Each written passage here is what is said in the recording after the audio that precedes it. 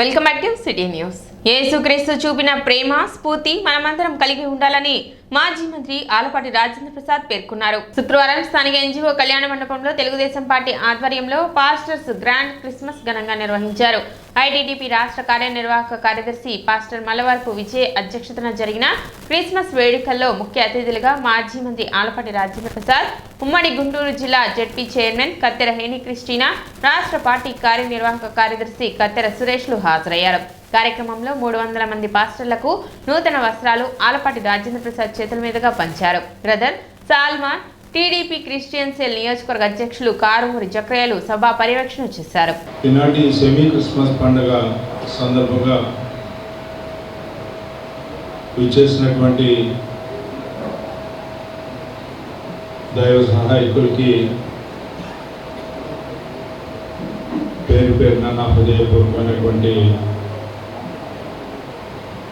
Christmas శుభాకాంక్షలు. ఈ పండుగ సందర్భంగా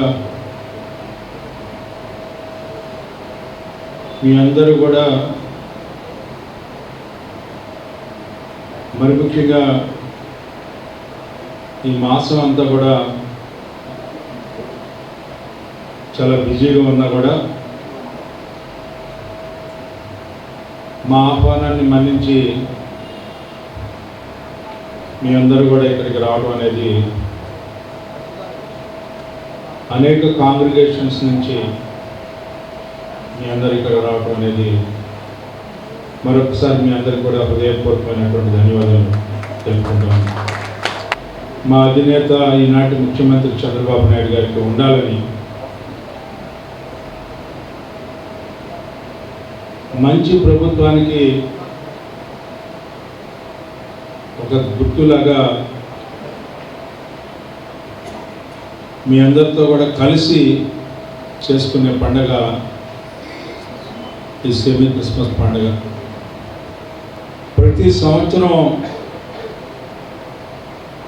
నాకు మిమ్మల్ని అందరినీ కలవాలని, మీతో ఈ కార్యక్రమం ద్వారా మీ ఆశీస్సులు పొందాలనే భావన నాకు తెలియకుండానే ప్రారంభమైన నాటి నుంచి కూడా ఈనాటి వరకు కూడా కొనసాగుతున్నటువంటి ఈ పండుగ Jesus Christ Born in Bethlehem అనేది ఎంత వాస్తవం,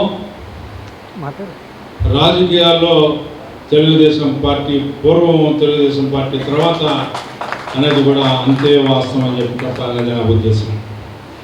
గతంలో ఎన్నికల ముందు వారిని ధైర్యం చేసి వారి ఆఫీసులోనే ఈ కార్యక్రమాన్ని జరిపించినందుకు వారికి హృదయపూర్వకమైనటువంటి ధన్యవాదాలు తెలుపుకుంటా ఉన్నా. ఆనాడు సురేష్ గారిని, మరి అదేవిధంగా ఇంకొక మహోన్నతమైన వ్యక్తి మన ప్రాంతంలో హార్వెస్ట్ ఇండియా సురేష్ గారు. సురేష్ గారు అంటే ఒక ప్రత్యేకమైనటువంటి వ్యక్తిత్వం కలిగిన వ్యక్తిగా నేను భావిస్తాను. తక్కువ సంభాషిస్తారు, ఎక్కువ పని చేయగలిగినటువంటి శక్తి సమర్థత కలిగినటువంటి వ్యక్తిగా నేను భావిస్తాను. అగ్నికి ఆజ్యం తోడైనట్టుగా వారి సతీమణి ఆదర్శ దంపతులలాగా మన జెడ్పీ చైర్మన్ గారు కూడా అదే దోవలో నడుస్తూ ఉంటారు. ఆపదలు ఎక్కడుంటే ఆ ఆపదల దగ్గరికి వెళ్ళటం, ఆపన్న వారిని ఆదుకోవటం వాళ్ళ నిత్య కృత్యంలో భాగం. అలాంటి గొప్ప వ్యక్తుల యొక్క సాంగత్యం నాకు దొరకటం అనేది ఒక అదృష్టంగా నేను భావిస్తూ ఉంటాను. కార్యక్రమంలో పట్టణ పార్టీ అధ్యక్షుడు తాడిబోయిన హరిప్రసాద్, కుద్దూస్, జొన్నాదుల మహేష్, ఇతర పూర్ణచంద్, శాఖమూరి సురేంద్ర, దివి అనిత, కొండ రమాదేవి తదితరులు పాల్గొన్నారు.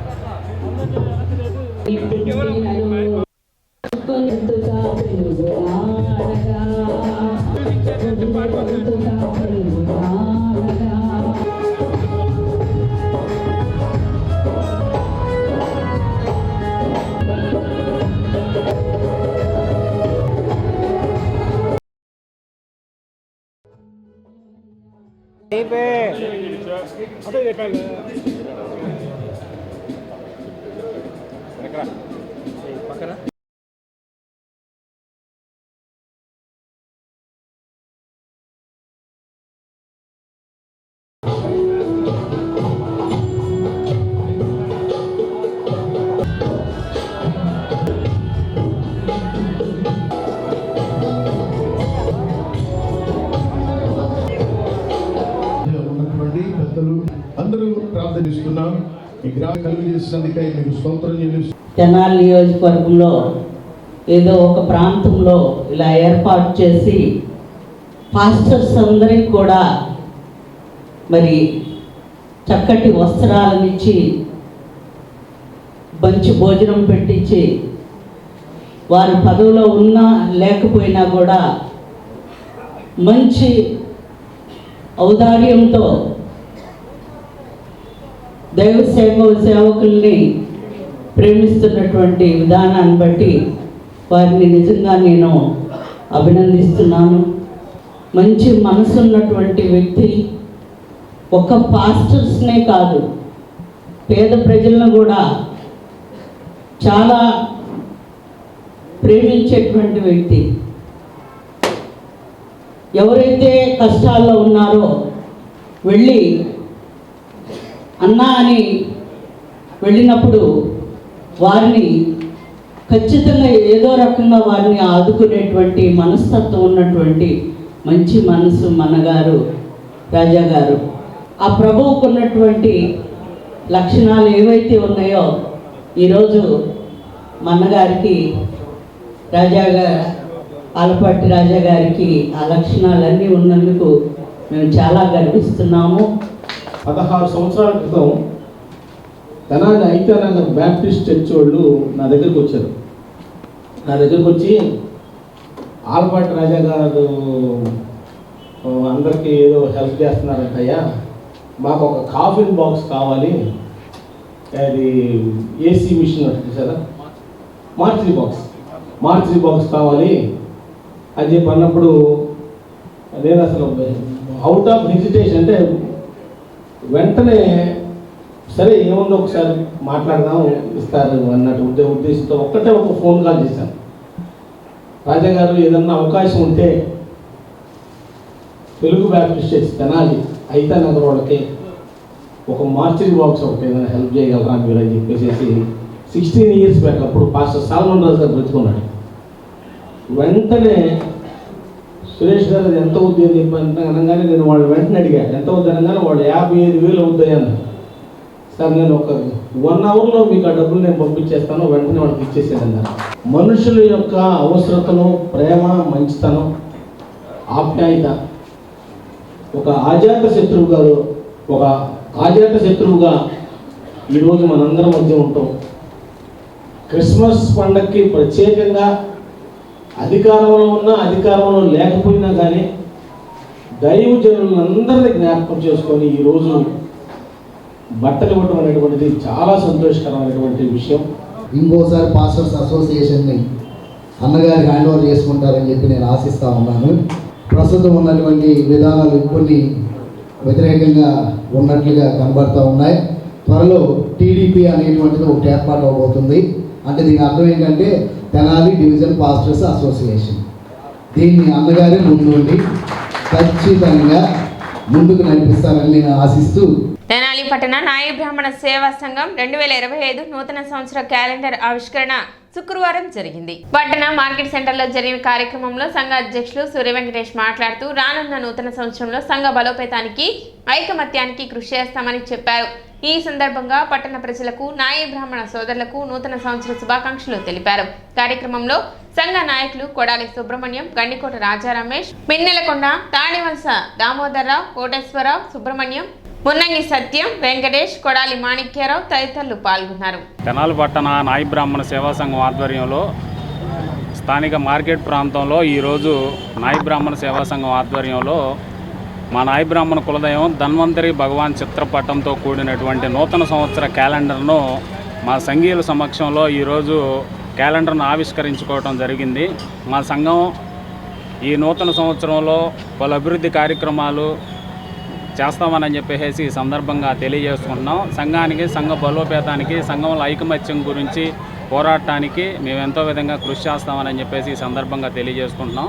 అలానే ప్రతి సంవత్సరం కూడా ఇలానే క్యాలెండర్లో మా కులంలో ఎవరైతే ప్రముఖులు ఉన్నారో వాళ్ళ చిత్రపటాలన్నీ ముద్రించి మా సంఘీయులందరికీ క్యాలెండర్లు ప్రతి సంవత్సరం పంపిణీ చేస్తామని చెప్పేసి ఈ సందర్భంగా తెలియజేస్తాం. తెనాలి పట్టణ ప్రజలు, నియోజకవర్గం ప్రజలకి నూతన సంవత్సరం శుభాకాంక్షలు. క్రిస్మస్కి, జనవరి 1కి, సంక్రాంతి పండుగకి శుభాకాంక్షలు తెలియజేస్తున్నాము. మరి ఈ ధన్వంతరి అనేది నాయబ్రాహ్మణ కులం నుంచి పుట్టినటువంటిది. ఎప్పటి నుంచో ఈ ఒక్క కార్యక్రమాన్ని కూడా ప్రభుత్వ కార్యక్రమంగా జరపాలని చెప్పి ప్రభుత్వ అధికారులని మరి సీఎం గారిని కోరుతున్నామని చెప్పి, ఈ ధన్వంతరి వైద్యం అనేది నాయబ్రాహ్మణ కులంలోనే పుట్టిందని, ఇది తరతరాల నుంచి ఎప్పటి నుంచో వస్తుంది, రాజయుగం నుంచి వస్తున్నా కానీ దీన్ని మర్చిపోయారని, కాబట్టి ప్రభుత్వాలు గుర్తు చేస్తున్నామని చెప్పి, ఇది ఒక రాష్ట్ర ప్రభుత్వం ఈ ఒక్క ధన్వంతరి పండుగని చేయాలని చెప్పి రాష్ట్ర ప్రభుత్వాన్ని కోరుతున్నాం. అంతర్జాతీయ రక్షణ మరియు ఏరోస్పేస్ పరిశ్రమలో భారతదేశం యొక్క స్థానం పటిష్టం చేసేందుకు తెనాలికి చెందిన ఎన్స్పేస్ టెక్ సంస్థ వినూత్న రీతులలో తన ప్రయాణాన్ని కొనసాగిస్తుంది. తెనాలి పట్టణానికి చెందిన ఎన్స్పేస్ టెక్ సంస్థ ఇస్రో యొక్క పోయం 4తో యూహెచ్ఎఫ్ కమ్యూనికేషన్ పేలోడ్ను డిసెంబర్ చివరి వారంలో అంతరిక్షంలో పంపనుంది. దీనికి సంబంధించిన వివరాలను శుక్రవారం తెనాలిలో ఏర్పాటు చేసిన విలేకరుల సమావేశంలో సంస్థ వ్యవస్థాపకురాలు దివ్య కొత్తమాసు మరియు రఘురామ్ కొత్తమాసు వివరించారు. కమ్యూనికేషన్ వ్యవస్థలను అభివృద్ధి పరచడంపై తమకున్న అంకిత భావాన్ని స్వేచ్ఛా సాట్ ప్రతిబింబిస్తుందని, ఈ మిషన్ ప్రపంచవ్యాప్తంగా కనెక్టివిటీని పెంపొందించే పరిష్కారాలను స్థాపించడంలో ఒక అడుగు అని ఎన్స్పేస్ టెక్ వ్యవస్థాపకురాలు దివ్య కొత్తమాసు చెప్పారు.